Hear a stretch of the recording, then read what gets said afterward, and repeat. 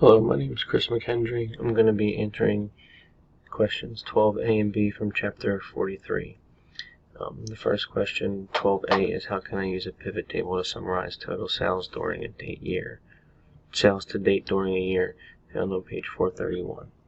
So first we're going to click on the pivot table, and we have this pivot table fields pop up over here. You can do the filters through here, but it's also easier to do them right on the field.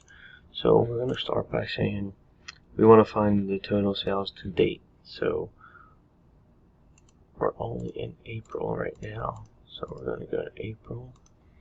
And then we just want to find during any year. So if you have 2009 here, you can select just 2009 and it just shows you the total for 2009.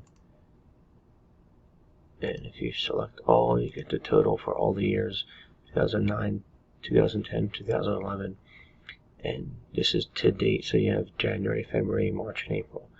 And if you filter down here, you can just click all, and you can get the whole year, January to December. Now for question 12B, how can I use a pivot table to summarize the sales this month compared to sales month a year earlier? So we're going to just stick with April. So we're going to filter out just to April, and we want the current year, well, the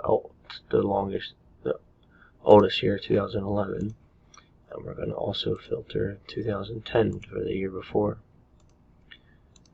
So if you see here displayed, you have the total sales for the same month in April in 2010 and 2011. That's the comparison.